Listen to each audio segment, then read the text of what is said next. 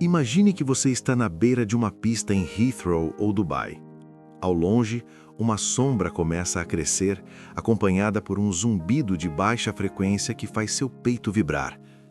Em segundos, uma montanha de metal, ou Airbus A380, surge sobre você. Isso não é apenas um veículo, é um arranha-céus voador. Estamos falando de 500 toneladas de alumínio, aço, combustível e seres humanos. Para colocar isso em perspectiva, é o peso de cerca de 80 elefantes adultos ou 2 baleias azuis. É uma massa tão colossal que, se você a estacionasse em uma rua residencial comum, o asfalto provavelmente se esfarelaria. E, no entanto, enquanto você observa, esse titã de metal acelera. O ruído torna-se um rugido. O chão treme e então, quase impossivelmente, ele simplesmente se desprende. Ele solta a terra e começa a subir no azul. Você já parou para realmente olhar para isso? Mas olhar de verdade. Cada vez que vemos um avião decolar, estamos testemunhando uma falha na nossa intuição básica. Nossos cérebros são programados para entender que coisas pesadas caem. Se você solta uma pedra, ela atinge o chão. Se solta uma bola de boliche, ela atinge com mais força. Então, como raios algo que pesa 1 milhão de libras decide que as leis da gravidade são apenas uma sugestão? Parece um truque de mágica, não é? Mas aqui está o segredo. O avião não está desafiando as leis da física. Ele está, na verdade, usando-as para intimidar o ar a fazer exatamente o que ele quer. A maioria de nós aprendeu uma versão muito simples de como isso funciona na escola. Você deve se lembrar de algo sobre o caminho mais longo ou a teoria do tempo de trânsito igual. A ideia de que o ar que viaja por cima da asa curva tem uma distância maior, por isso precisa correr mais para encontrar o ar de baixo, criando uma pressão menor. Parece lógico, parece limpo. Mas aqui está o momento de ver aí. Isso está quase inteiramente errado. Se essa fosse a única razão pela qual os aviões voam, um avião de papel não funcionaria e os pilotos acrobáticos não conseguiriam voar de cabeça para baixo. A história real é muito mais violenta, muito mais energética e, honestamente, muito mais interessante. Não se trata do ar se encontrar na parte de trás da asa.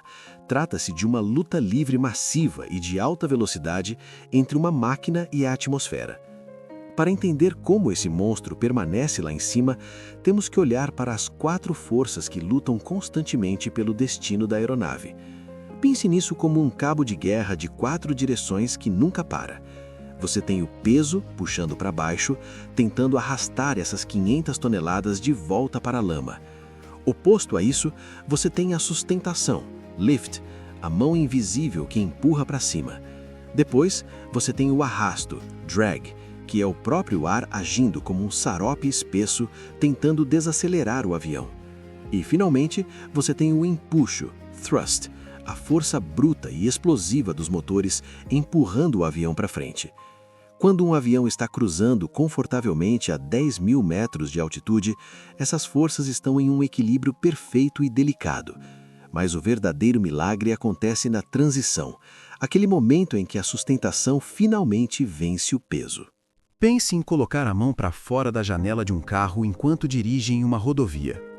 Se você mantiver a palma da mão reta e nivelada, o vento apenas passa. Mas no momento em que você inclina os dedos um pouquinho para cima, o que acontece?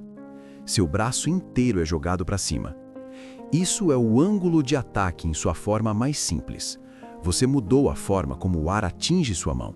Você forçou o ar a ser desviado para baixo. E como toda ação tem uma reação igual e oposta, à medida que você empurra o ar para baixo, o ar empurra você para cima. Agora, imagine que em vez da sua mão, você tem uma asa do tamanho de uma quadra de basquete. E em vez de um carro a 100 km por hora, você tem 4 motores a jato produzindo a mesma potência de uma frota de carros de Fórmula 1.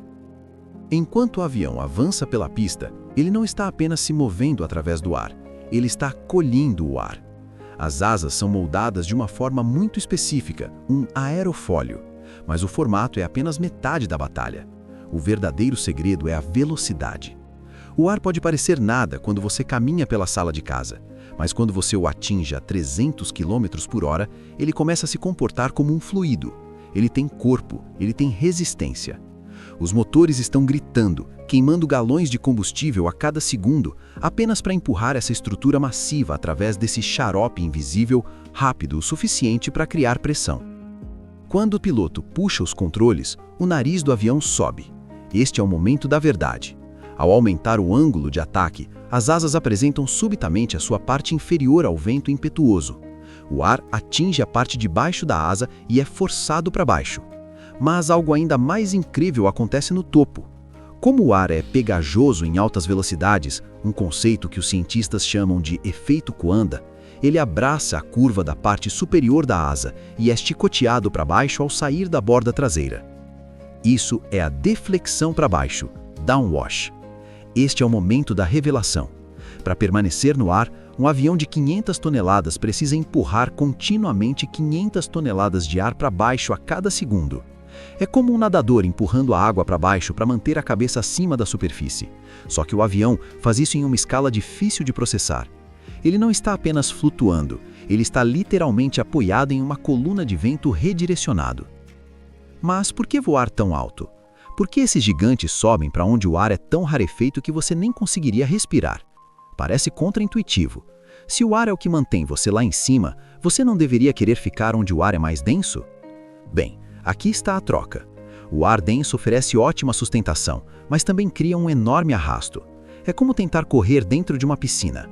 Ao subir para 10 km acima da terra, o avião entra em uma região onde o ar é fino e crio. Há menos xarope para empurrar, o que significa que o avião pode ir muito mais rápido usando muito menos combustível. Lá em cima, a 900 km por hora, as asas não precisam de muita densidade de ar porque a velocidade pura compensa a falta dele. O avião está essencialmente cortando um espaço próximo ao vácuo, equilibrado no fio da navalha da física. É uma dança de alta velocidade. Se o avião desacelerar demais, a sustentação desaparece e a gravidade recupera seu voto.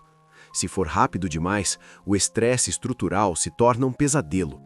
Então, ele se senta naquele ponto ideal, um tubo de metal pressurizado lançado através de um vazio abaixo de zero, enquanto você se senta na poltrona 22B, decidindo entre o frango ou a massa. Existe um medo comum de que se os motores pararem, o avião cairá como uma pedra. Mas essa é a beleza do design. Um avião de 500 toneladas é, na verdade, um planador gigante. Mesmo sem energia, aquelas asas continuam sendo asas. Enquanto o avião tiver movimento para frente, ele terá sustentação. A gravidade, em vez de ser a inimiga, torna-se o motor. O avião troca altitude por velocidade, deslizando por uma colina invisível de ar. É um testamento de como dominamos perfeitamente essas forças invisíveis. Pegamos 500 mil de quilos de peso morto e os transformamos em algo que pode surfar na atmosfera. Na próxima vez que você estiver em um aeroporto e vir um desses colossos taxiando em direção à pista, não veja apenas uma máquina, veja uma obra-prima de redirecionamento. Olhe para as asas e perceba que elas não são apenas partes de um veículo, são ferramentas sofisticadas de manipular o ar. Elas estão alcançando o mundo invisível, agarrando milhares de toneladas de moléculas e jogando-as contra o chão com tanta força que a Terra simplesmente não consegue mais segurar o avião. Isso muda a perspectiva, não muda? Passamos milhares de anos no chão olhando para os pássaros e sonhando com o impossível. Criamos mitos sobre Ícaro e asas de cera, e agora chegamos a um ponto em que podemos colocar uma casa literal no céu, enchê-la de pessoas e voar sobre oceanos enquanto dormimos. É um lembrete de que pesado é apenas um termo relativo. Aos olhos da física, nada é pesado demais para voar. Você só precisa de velocidade suficiente e da curva certa para convencer o ar a carregá-lo. Conquistamos o céu, não quebrando as regras, mas entendendo-as tão profundamente que transformamos o próprio ar em uma ponte. Mas mesmo enquanto estamos sentados naquelas cabines, protegidos do ruído e do frio, há sempre aquela pequena voz no fundo da nossa mente. É a voz que pergunta: e se o vento parar? E se a máquina falhar? A resposta para isso é talvez ainda mais fascinante do que a forma como eles voam. porque, como se vê, o céu é muito mais perdoador do que você imagina, se você souber como falar com ele.